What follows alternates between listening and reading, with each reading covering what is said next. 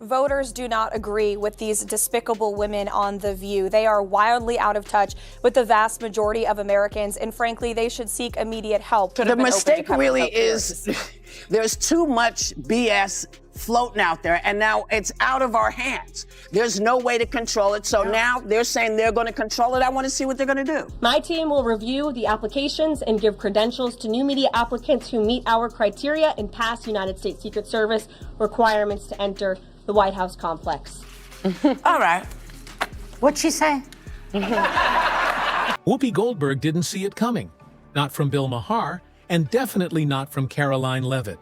Her shock was instant, like someone had yanked the ground right out from under her. The audience expected the usual setup: safe questions, mild jabs, and recycled opinions. But the studio turned into a verbal battlefield, and Whoopi was caught in the crossfire. Karoline came in strong, calm, focused, but full of fire. She leaned in and exposed the double standards Whoopi had hidden behind for years, leaving nowhere to hide. Then Bill Maher stepped in with razor-sharp sarcasm. His words were fast, biting, and impossible to ignore. The laughter turned sharp, cutting through the tension like glass. He didn't just tease. He dismantled Whoopi's arguments like they were soaked paper. Each line hit hard, and the room grew heavier with every word.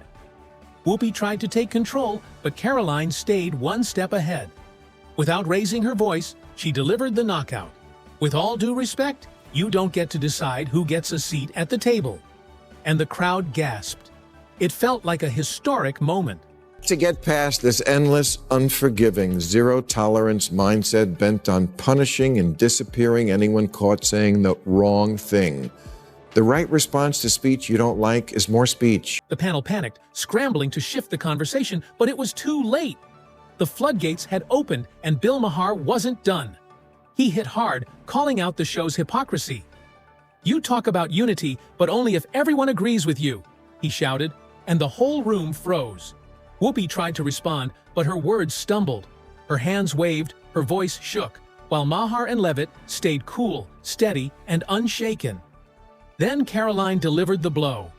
"You're outraged over a dinner with Trump, but not the weekly insults this panel throws around?" The silence that followed was deafening.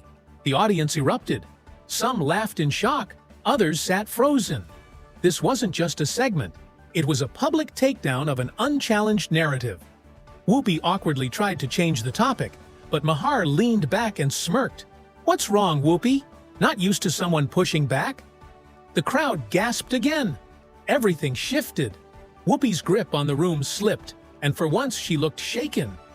Then Karoline pulled out the receipts. Dates, quotes, facts. One by one, she exposed how The View spun stories for politics. Nothing was left out.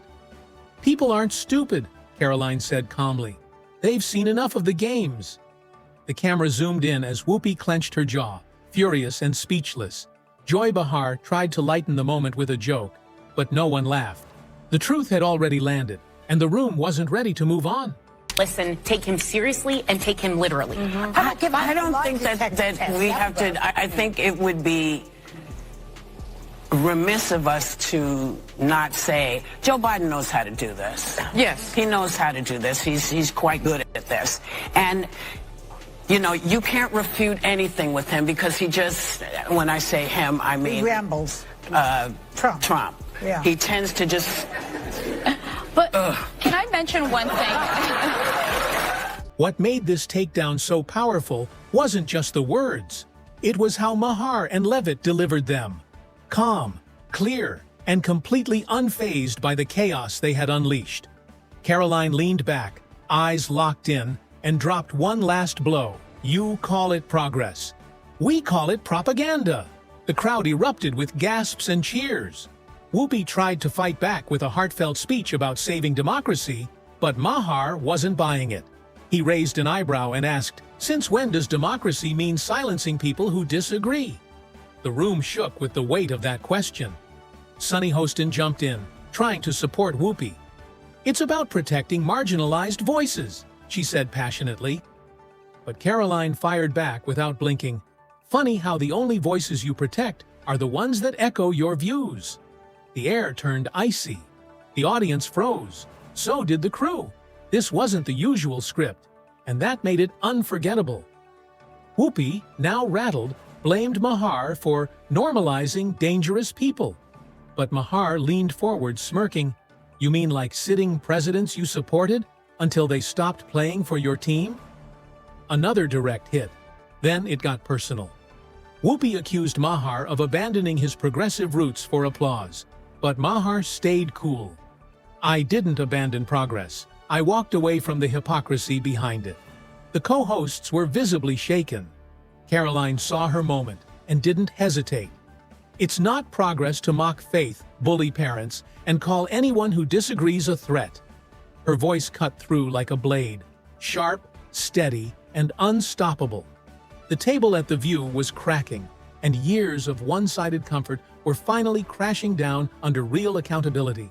Listen, nobody on the planet really wants to go through this. This is not something we're doing because it's, gratifying. This is what we're doing to protect our families. And you don't have to do it, but stay away from everybody. No amount of fake laughter could hide the chaos unfolding live on air. The damage was real, and millions were glued to every second. Bill Maher wasn't done. He turned to the camera and dropped a truth bomb. We used to laugh even when we disagreed. Now jokes are treated like crimes.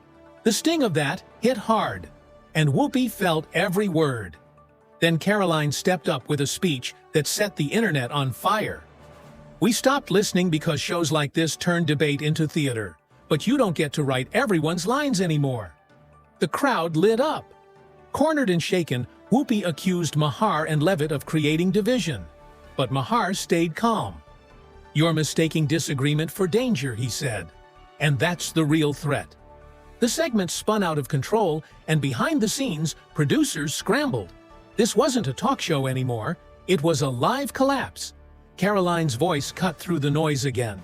People are done being told what they can laugh at, talk about, or believe. The silence that followed hit like a drum.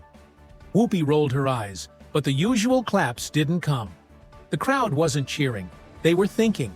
And that shift shook the room more than anything else. Right before the break, Maher hit again. You don't cancel someone over who they had dinner with. That's called being an adult. And as the camera landed on Whoopi's frozen stare, it said everything. When the show returned, the tension hadn't faded. Producers tried to cover it with fluff and celebrity gossip, but the fire was still burning. Karoline struck again, this time cutting into the word unity. Unity isn't pretending we all agree. It's accepting differences without punishing them. And the truth exploded like a cannon blast. As you know, 12 days ago, I had dinner with President Trump, a dinner that was set up by my friend Kid Rock, because we share a belief that there's got to be something better than hurling insults from 3,000 miles away. And let me first say that to all the people who treated this like it was some kind of summit meeting, you're ridiculous. Like I was going to sign a treaty or something. I have no power. I'm a comedian, and he's the most powerful leader in the world. I'm not the leader of anything, except maybe a contingent of centrist-minded people who think there's got to be a better way of running this country than hating each other every minute. The audience clapped slowly at first, hesitant, but then it grew louder and louder. The energy in the room had shifted completely. Whoopi reached again for sympathy, trying to steer the moment back, but Karoline wasn't letting it slide. You want respect? She said firmly. Then stop treating every challenger like an enemy. The room went tense. Maher nodded right away. Exactly, he added. You can't stand on moral high ground while shaming people into silence. His voice was steady, sharp, and dead on. What happened next wasn't just TV. It was a cultural earthquake. Social media exploded. Clips went viral in minutes. Hashtags surged faster than the producers could react. The View's co-hosts looked stunned in the final moments. They weren't leading the conversation anymore. They were watching it spiral out of their control. Then came Karoline's final strike. America needs real dialogue, not daytime drama pretending to be news. We're done staying quiet. It hit like a hammer. As the credits rolled, Whoopi sat in silence. Not a word, not a smile. Her silence said more than any excuse ever could. Maher and Leavitt didn't just appear. They took over. They spoke with clarity, humor, and courage in a place designed to drown out opposing voices. And it wasn't just Whoopi who got exposed. It was the whole illusion behind The View. The mask of open dialogue, torn to pieces. When the dust settled, the damage was real. The View couldn't laugh this off, not when millions were already replaying Whoopi's collapse frame by frame. The media tried to downplay it, calling it a heated discussion or a spirited exchange, but no one bought it. The world saw the truth. Whoopi cornered with no defense. Karoline Leavitt didn't just show up, she owned the moment. She walked out stronger, backed by a wave of supporters online. And her message couldn't be clearer. This era of untouchable media gatekeepers, it's over. The mistake really is there's too much BS floating out there, and now it's out of our hands. There's no way to control it, so now they're saying they're going to control it. I want to see what they're going to do. You know, we have seen cultural Marxism trickling its way through every institution in this country. The public school system, the higher education university system, Hollywood, big tech, the corrupt mainstream media that I fought against in President Trump's White House are indoctrinating my generation of Americans into hating our country, hating one another based on race and gender and sex, and all of this other BS, quite frankly. Back on Real Time, Bill Maher returned with a sly grin. Well, he smirked, that was fun. The audience roared. They knew exactly what he meant. They had just seen truth cut through all the noise. Then came the real panic. ABC executives rushed into a late-night emergency meeting. Insiders said the message was clear. Tone it down. No more political messes we can't control. In other words, they were scared. The backlash hit fast. Ratings dipped, fans raised eyebrows, and whispers spread. The show's not what it used to be. Maher and Karoline hadn't just made headlines, they shook the entire structure. The cruel irony? Whoopi once said, "Truth matters more than feelings." But the second truth walked onto her stage. She ran like it was a wildfire. Karoline didn't come to argue, she came to lead. She proved you don't need to yell to be strong. You just need clarity, confidence, and the guts to speak when others stay silent. And Maher? He wasn't just the comic, he was the hammer. He showed the nation that real humor challenges power, not protects it. And when fear fades, even the loudest bullies lose their voice. Whoopi, meanwhile, became a symbol of what's gone wrong in media. Quick to accuse, quick to silence, and totally lost when someone finally pushed back. But this wasn't just about one episode. It was years of build-up. Years of smug jabs disguised as jokes. Fake compassion covering real control and shutting down anyone who dared to think differently. And finally, someone stood up and said, "Enough." People didn't just watch that moment. They felt it. Something shifted. The curtain dropped. And for the first time in years, it felt like the tide was turning. Well, if he's right, then why didn't people vote for the former prosecutor who actually had policy plans to help the working class? I want to talk about Whoopi Goldberg because I got so many texts this week because she attacked me the week before. Sure. So everybody was like, "Oh, Bill, I get you're enjoying the karma." First of all, I'm going to talk about this at the end of my show next week, teaser. But there is no thing as karma, okay? Get over that. Whoopi attacks me on a regular basis. She says stupid on a regular basis. It just happened to coincide. The tidal wave of silence, shame, and scripted opinions finally hit a wall, and it shattered. The floodgates burst wide open, and for the first time in years, real voices broke through the noise. Karoline's follow-up interview set the internet ablaze. They don't get to decide who speaks anymore. That era is done. And with those words, the ground under The View began to tremble. Backlash poured in online. Even longtime fans turned. "I used to love Whoopi," one viral comment read, "but this was all ego, no truth." Another said it best. Leavitt brought facts. They brought feelings. That contrast echoed everywhere.